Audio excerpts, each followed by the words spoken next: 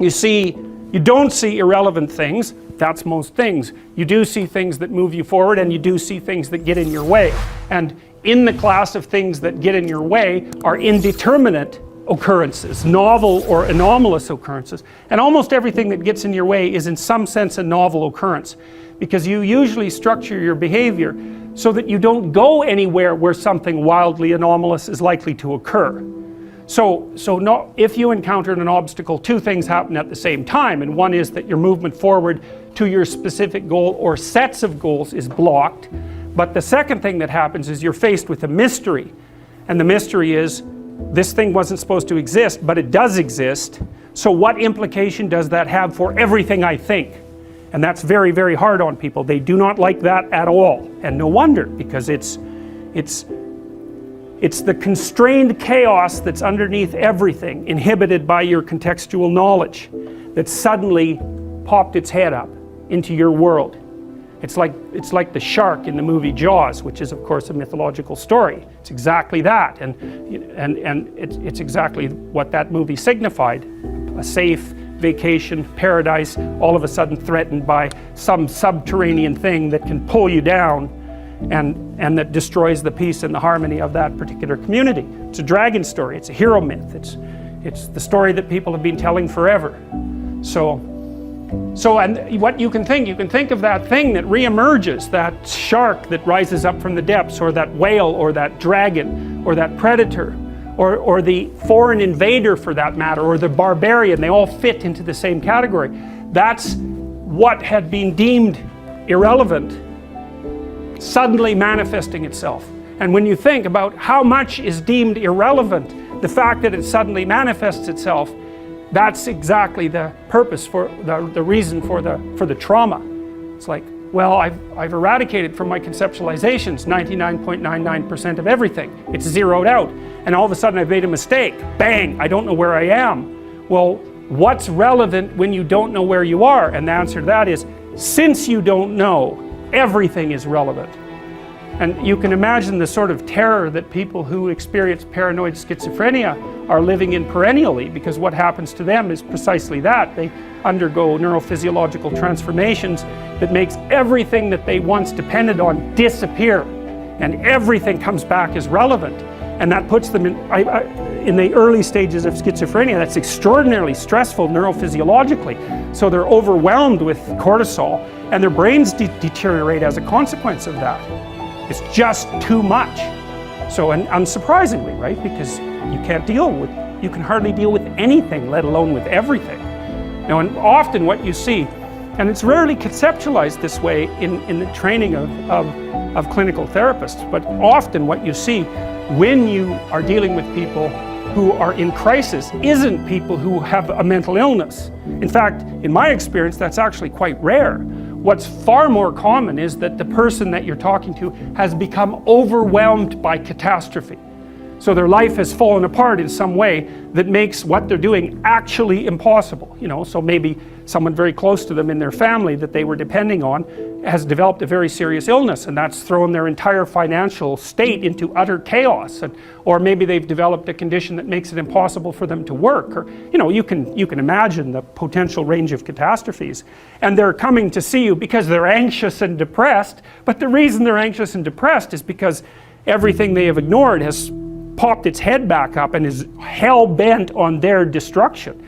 And often you see people who are being attacked by 5 or 6 of these monsters at the same time. And it isn't their mental illness that stops them from being able to deal with it, although that, whatever weaknesses you have are going to interfere. It's the fact that what they're facing is no damn joke, and if you were facing it, you'd feel exactly the same way. So then you're trying to come up with practical solutions to these tremendously complex problems.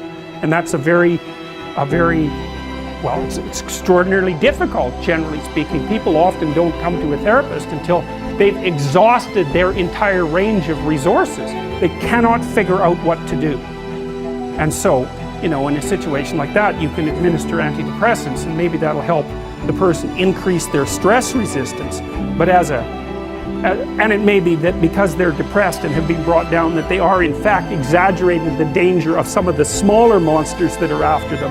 but making the person more stress resilient doesn't give them, for example, a new job, and it certainly doesn't bring back the person they've been living with for 2 years who has a degenerating neurological disease or some form of cancer. Like, these things are major. You know, I often see people who, well, they're in a relationship, maybe they're rather isolated, older people. One of the partners is dying and their entire financial situation has become catastrophic. It's like, that's not a mental illness, man. I mean, they may have got into that situation because of one inadequacy or another, but you don't even want to push that too far, because that sort of thing can happen to anyone, and will in fact happen to most people in one form or another, at least at some point in their lives. So you want to be damn prepared for that. You want to be prepared for that, because it's bitter and harsh and anxiety provoking and painful. But if you're not ready, then it's also hell. And often you can stop things from becoming hell, even though you can't stop them from being bitter and painful and anxiety provoking and all of that. You can at least delimit the catastrophe enough so that it doesn't permanently bring you and the people around you down. And that's not so bad, right? That's a hell, or at least it's a lot better than the alternative. So this is the problem, you know, things object, things are obstacles. Well, how big is the obstacle? It's the same question as how big is the predator that's lurking outside the door of our cave. It's exactly the same problem, except conceptualized abstractly, and I would say exactly the same systems that your distant ancestors used to conceptualize the lurking predator are the systems that are activated now when you encounter the re-emergence of all the monsters that you've ignored. It's the same neurological platform. You think, well, how could it be otherwise? Because evolution is a conservative process. Everything about you is built on ancient foundations, right? Very little new, certainly very little radically new comes into existence. It's mostly tinkering with structures that have been around forever, like your body plan, for example. That's unbelievably old. I mean, you share that with lizards, roughly speaking. So it's incredibly ancient. You don't have to pick an external ideal. You can pick an ideal that fulfills the role of ideal for you. You can say, okay, well, if things could be set up for me the way I need them to be, and if I could be who I needed to be, what would that look like? And you can figure that out for yourself, and then instantly you have a judge. And I also think that's part of the reason people don't do it, right? Why don't people look up and move ahead? And the answer is, well, you know, you start formulating an ideal, you formulate a judge, it's pretty easy to feel intimidated in the face of your own ideal. That's what happens to Cain versus Abel, for example. Then it's really easy to destroy the ideal instead of to try to pursue it, because then you get rid of the judge. But it's way better, lower the damn judge if it's too much. Like, if your current ambition is crushing you, you know, then maybe you're playing the tyrant to yourself, and you should tap down your ambitions, not get rid of them by any stretch of the imagination, but at least put them more reasonably within your grasp. You don't have to leap from point 1 to point 50 in one leap, right? You can do it incrementally. But I really like this idea. I think it's a profound idea that the process of recapitulating yourself continually is also the process of, it's a phoenix-like process, right? You're shedding all those elements of you that are no longer worthy of the pursuits that you're valuing. And then I would say the idea here is that as you do that, you shape yourself ever more precisely into something that can withstand the tragedy of life and that can act as a beacon to the world. That's the right way of thinking about it. Maybe first to your friends and then to your family. It's like, it's a hell of a fine ambition, and there's no reason that it can't happen. You know, every one of you knows people who are really bloody useful in a crisis, and people that you admire, right? Those are all, you can think of all those people as you admire, that you admire as partial incarnations of the archetypal Messiah. That's exactly right.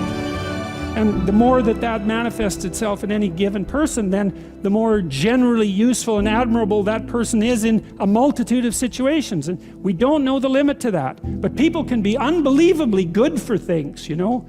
It's really something to behold.